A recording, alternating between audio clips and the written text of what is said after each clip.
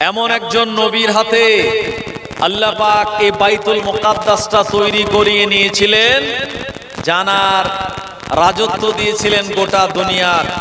শুধু তাই নয়, ওই নবী সমস্ত প্রাণীদের কথা বুঝতে পারতেন। ওই নবীকে আল্লাহ পাক এত পাওয়ার আর ক্ষমতা দিয়েছিলেন, এক জায়গা থেকে আরেক জায়গায় যাওয়ার জন্য আমরা বাইক, টোটো, সাইকেল, চার চাকা, ট্রেন, বিমান এগুলি আমরা ইউজ করি। ওই নবী এক জায়গা থেকে আরেক জায়গায় যাওয়ার জন্য দুনিয়ার কোনো যানবাহনের প্রয়োজন পড়তো না। আল্লাহ পাক তানাকে দিয়েছিলেন সুন্দর একটি তাখতে সুলাইমান। ওই তক্তার উপরে বসতেন আর যেখানে যাওয়ার ইচ্ছা করতেন, নির্দেশ দিতেন, হাওয়া ঠিক ওই জায়গাতে নিয়ে চলে যেত। জোরে বলুন সুবহানাল্লাহ। তিনি এমন একজন নবী, তানার আমলে জীবনে কোনোদিন খাদ্য খারাপ হতো না। আমরা যদি গোশত রান্না করে জাল না দিই, একদিন পর বা 10 ঘন্টা 12 ঘন্টা পর খারাপ হয়ে যাবে। জি, এমন করে তরকারি যদি বারবার আমরা চুলাতে গরম না করি, তরকারিগুলি খারাপ হবে, খাদ্য খারাপ হবে। ওই নবীকে আল্লাহ পাক এমন পাওয়ার দিয়েছিলেন, খাদ্য তিনি জোগাড় করার পরে হাওয়াকে নির্দেশ দিতেন, হাওয়া তুই ফ্রিজের মতো এই খাদ্যের উপর দিয়ে বয়ে যা, যেন একটাও খাদ্য কোনো খারাপ না হয়। যে নবী আল্লাহ পাক ক্ষমতা দিয়েছিলেন সমস্ত জিনের উপরে প্রভাব বিস্তার করার জন্য, সেই নবী সুলাইমান, তানার নাম কি নাম বললাম? সুলাইমান আলাইহিস সালাতু সালাম। জানার আব্বা জানের নাম হলো হযরতে নবী দাউদ আলাইহিস সালাতু সালাম, আর ছেলের নাম হলো সুলাইমান। বাপ বেটা দুইজনেই নবী। জোরে বলবেন না সুবহানাল্লাহ। ইসমাইল, ইব্রাহিম দুইজনেই নবী, বাপ বেটা দুইজনেই নবী। শীশ আলাইহিস সালাম, আদম আলাইহিস সালাম, বাপ বেটায় দুইজনেই নবী। এহিয়া আলাইহিস সালাম, জাকারিয়া আলাইহিস সালাম, বাপ বেটায় দুইজনেই নবী। ইয়াকুব আলাইহিস সালাম, ইউসুফ আলাইহিস সালাম, বাপ বেটায় দুইজনেই নবী। একটু জোরে বলুন সুবহানাল্লাহ। এই নবীকে আল্লাহ এত পাওয়ার আর ক্ষমতা দিয়েছিলেন। মুকাদ্দাস একটি পবিত্র জায়গা। নবী ইউসুফ আলাইহিস সালাতু সালাম যেমন বাইতুল মুকাদ্দাসকে ভালোবেসেছেন, আর সুলাইমান নবীকে আল্লাহ দায়িত্ব দিয়ে জিনেদের দ্বারা বাইতুল মুকাদ্দাস মসজিদ বানিয়েছিলেন। আমাদের এলাকার মসজিদ ইট, বালি, সিমেন্ট, রড দিয়ে বানানো। বাইতুল মুকাদ্দাসে কোনো ইট নাই, কোনো সিমেন্ট নাই, কোনো বালি নাই, আর এমনি কোনো দুনিয়ার সরঞ্জাম নাই। কি আছে সেখানে? এমন করে বাইতুল মুকাদ্দাস মসজিদ বানানো হলো। দুনিয়ার কোনো পাথর নয়, তবে পাথরটা দুনিয়ার, তবে জমিনের নয়, এটা সমুদ্রের তলার পাথর। ও জওয়ানেরা, যুবকেরা, আল্লাহ পাক নির্দেশ দিলেন, ও নবী সুলাইমান, এ বাইতুল মুকাদ্দাস মসজিদ তুমি নির্মাণ করো। নবী সুলাইমান আলাইহিস সালাম দেখলেন এটা মানুষ দিয়ে বানানো যাবে না, কারণ মানুষেরা এরা কাজে ফাঁকি দেয়। মানুষের ভিতরে অতটা পাওয়ার নাই যেটা জিনের ভিতরে রয়েছে। মানুষের ভিতরে এতটা হার্ট কাজ করার মতো ক্ষমতা নাই যেটা জিনেদের ভিতরে রয়েছে। আল্লাহ পাক জিন জাতিকে পানির ভিতর দিয়ে চলার ক্ষমতা দিয়েছে, মাটির ভিতর দিয়ে চলার ক্ষমতা দিয়েছে, আকাশের উপর দিয়ে চলার ক্ষমতা দিয়েছে। ও মুসলমান আমার, সুলাইমান আলাইহিস সালাম বললেন, জিনেরা চলে যাও দুনিয়ার অতল সমুদ্রের তলদেশে। এ সমুদ্রের তলদেশে আল্লাহ পাক বিরাট বড় বড় পাহাড় রেখে দিয়েছে। এ সমুদ্রের তলদেশ থেকে দামি দামি পাহাড় কেটে ওই পাথরগুলি তোমরা উপরে নিয়ে চলে আসো। জিন জাতিরা চলে গেল গভীর সমুদ্রের তলদেশে। সুলাইমান নবী যেমন বললেন, ওখান থেকে রং বেরঙের দামি দামি পাথরগুলি উপরে তারা তুলে আনলো। সমুদ্রের তলদেশে আঠালো জাতীয় একটা পদার্থ পাওয়া যায়। ওই পাথরগুলি ওই আঠালো জাতীয় পদার্থের উপরে জিন জাতিরা এরা পাথরগুলি দিয়ে মসজিদ বানানো শুরু করে দিল। নবী সুলাইমান আলাইহিস সালাম লাঠির উপরে ভর দিয়ে তদারকি করেন এই মসজিদের নকশা কেমন হবে, কোন জায়গায় কতটা পাথর লাগাতে হবে, কেমন করে কাজ করা লাগবে, সব ডিরেকশন তত্ত্বাবধান করেন নবী সুলাইমান আলাইহিস সালাম। ও মুসলমান আমার, মসজিদ তখনও কমপ্লিট হয় নাই, আল্লাহ তাআলার হুকুম হয়ে গেল সুলাইমান আলাইহিস সালামের জানটা কবজ করার জন্য মালাকুল মউত আজরাইল আলাইহিস সালাম চলে আসলেন। এ সময় মালাকুল মউতকে সুলাইমান নবী বললেন, হে আল্লাহর ফেরেশতা, আল্লাহ পাক আমায় দায়িত্ব দিয়েছেন মসজিদ বানানোর জন্য, এই মসজিদ এখনো কমপ্লিট হয় নাই, এখনো যদি আমার জান কবজ হয়ে যায় মসজিদটা তো ইনকমপ্লিট থেকে যাবে। এ সময় ফেরেশতা জবাব দিয়ে বলেছিল, ও নবী সুলাইমান, এই মসজিদ আপনার নয়, এই মসজিদ দুনিয়ার কোনো মানুষের ঘর নয়, এই মসজিদ হলো আল্লাহর ঘর। আল্লাহ পাক কিভাবে বানিয়ে নেবেন ওটা আল্লাহ তাআলার জ্ঞানের ভিতরেই রয়েছে। না না না, সময় আর তোমার দেওয়া হবে না। সুলাইমান নবীর ইন্তেকাল হয়ে গেল, কিন্তু সুলাইমান নবী ইন্তেকাল করার পরেও আল্লাহ পাক তাকে লাঠির উপরে ভর দিয়ে জীবিত মানুষের মতো দাঁড় করিয়ে রেখেছিলেন। ও মুসলমান ভাইরা আমার, নবী সুলাইমান আলাইহিস সালামকে যে জাতিরা প্রচন্ড ভয় পেত, এরা ভয়ে ভয়ে দিন রাত 24 ঘন্টা ধরে এরা বাইতুল মুকাদ্দাস মসজিদটা তৈরি করে ফেললো। এরপরে সুলাইমান নবীকে তারা এসে বলবে, ও নবী সুলাইমান, আপনার দেওয়া দায়িত্ব আমরা কমপ্লিট করে ফেললাম। ওরা এসে দেখে না না না, সুলাইমান নবী যে লাঠির উপরে ভর দিয়ে দাঁড়িয়েছিল ওই লাঠিতে ওই পোকা লেগে গিয়ে লাঠিটা দুর্বল হয়ে লাঠিটা যখনই পড়ে গেল, সুলাইমান নবীর বডিটাও আল্লাহ তাআলার জমিনে তখনই পড়ে গেল। আর লাঠির উপরে যখন ভর দিয়ে দাঁড়িয়েছিল তার চোখ দুটো ইন্তেকাল করার পরে বন্ধ হয় নাই, চোখ দুটো জীবিত মানুষের মতো খোলা ছিল। যিনারা দেখছিল আর ভাবছিল মনে হয় সুলাইমান আমাদের দিকে তাকিয়ে রয়েছে।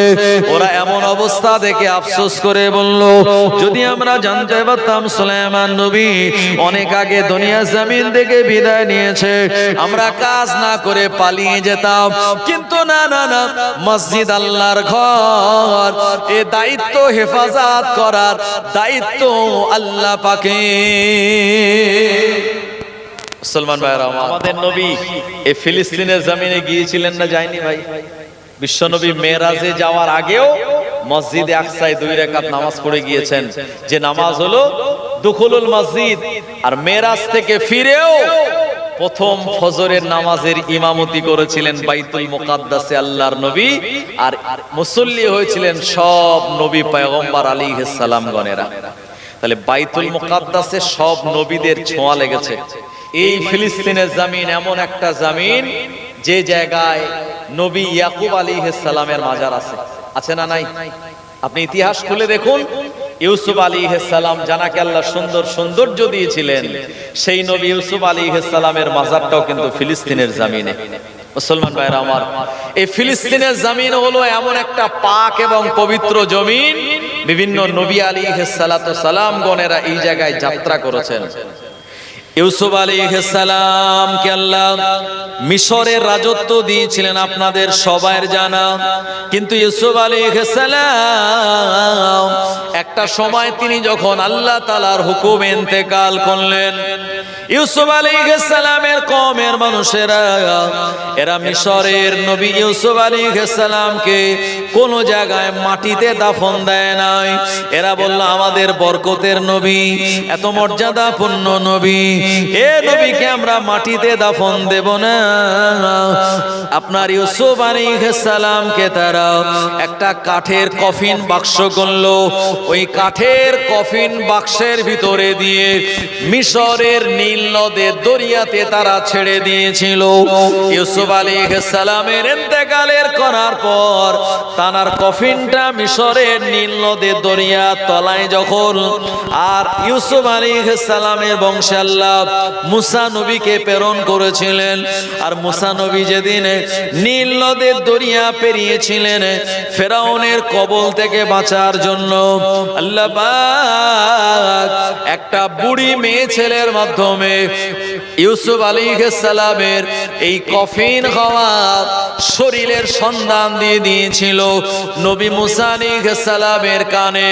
আর নবী মুসা আলাইহিস সালাম ইউসুফ আলাইহিস সালামের কফিন শুদ্ধ বডিটা নিয়ে ফিলিস্তিনের জমিনে দাফন করে দিয়েছিলেন। ইয়াকুব নবীর মাজার, ইউসুফ নবীর মাজার, জাকারিয়া নবীর মাজার, ঈসা আলাইহিস সালামের আম্মা মরিয়ম আলাইহিস সালামের মাজার সব ফিলিস্তিনের জমিনে।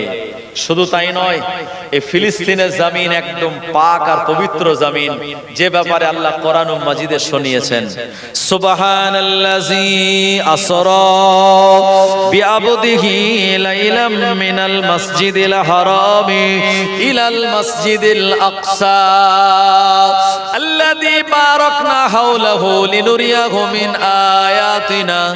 এমন করে আল্লাহ পাক কোরআন মাজিদে শুনিয়ে দিলেন, মহান পবিত্রময় সেই আল্লাহ যিনি তার প্রিয় বান্দাকে রাতের কিছু অংশে মসজিদে হারাম থেকে মসজিদে আকসা পর্যন্ত ভ্রমণ করিয়েছিলেন, লিনুরিয়াহু মিন আয়াতিনা, যার চতুর্দিকে অসংখ্য বরকত রেখে দিয়েছেন। শুধু তাই নয়, এই জায়গাটা হলো আল্লাহ তাআলার পছন্দনীয় জায়গা। একবার প্রাণ খুলে বলুন সুবহানাল্লাহ। নবীর বংশে আল্লাহ দশম পুরুষ পর, মানে 10 পুরুষ পরে আরো একজন নবী দিলেন। এ নবীর নাম হলো নবী নূহ আলাইহিস সালাতু সালাম। যে নূহ নবীর টোটাল 4টি ছেলে ছিল। একটা ছেলের নাম হলো হাম, আর একটা ছেলের নাম হলো শাম, আর একটা ছেলের নাম হলো ইয়াফিজ, আর একটা ছেলের নাম হলো কেনান। 4 ছেলের ভিতরে 3 ছেলে নূহ নবীকে নবী বলে মেনেছিল, কেনান মানেনি। কেনান বলেছিল আমি তোমায় নবী বলে মানতে পারি না। ঠিক আছে মাই, আর ঘা ঘো দেওয়ার দরকার নেই, পুরো ঠিক আছে। কি অসুবিধা হচ্ছে? থাক, আর অসুবিধা নেই। তো কেনান মানল না, কিন্তু 3টে ছেলে মেনে নিল। কেনান বলল আমি তোমাকে মানি না, তোমার খোদাকেও মানি না। নূহ নবী বললেন তুমি আমার নিজের বেটা হয়ে আমার বিরোধিতা করছো, আল্লাহ পাকের আযাব গজবে তুমি ধ্বংস হয়ে যাবে। কেনান বলল কি আযাব দেবে? বলল আল্লাহ বিশাল প্লাবন দেবে। বলল আমি বিরাট পাহাড়ের উপরে উঠে যাব, কোনো প্লাবন কোনো পানি আমায় ক্ষতি করতে পারবে না। আল্লাহ পাক এত বিরাট প্লাবন দিয়েছিলেন, পাহাড়ের চূড়া পর্যন্ত পানি পৌঁছে গিয়ে কেনানকে ঢেউ দিয়ে সেই পানি কেনানকে ধরে কেনানকে চুবিয়ে চুবিয়ে মেরে দিয়েছিল। কে মারলো? আল্লাহর আযাব আর গজব, আল্লাহর হুকুম ছিল। কিন্তু 3টে বেটা হাম, শাম, ইয়াফিজ নূহ আলাইহিস সালামের বিরোধিতা করেনি ভাই। এজন্য আল্লাহ পাক এই নূহ আলাইহিস সালামের 3 বেটা থেকে আল্লাহ এ দুনিয়ার জমিনে অনেক সন্তানাদি দিয়েছিলেন। শামের যারা বংশধর তারা রয়েছে বর্তমানে ইয়ামানে, সিরিয়াতে। আর হামের যারা বংশধর তারা রয়েছে লেবানন, তানার রয়েছে ফিলিস্তিন, ইরাক, ইরান, এ সমস্ত জায়গায়। আর আমাদের এই এশিয়া মহাদেশ, এই ভারতবর্ষটা কোন মহাদেশে? এশিয়া মহাদেশে। 7টা মহাদেশের ভিতরে এশিয়া মহাদেশ হলো সব থেকে বড়। এই ভারতবর্ষ, আরব, আপনার পাকিস্তান, বাংলাদেশ, মায়ানমার, শ্রীলঙ্কা, এগুলি সব এশিয়া মহাদেশের ভিতরে।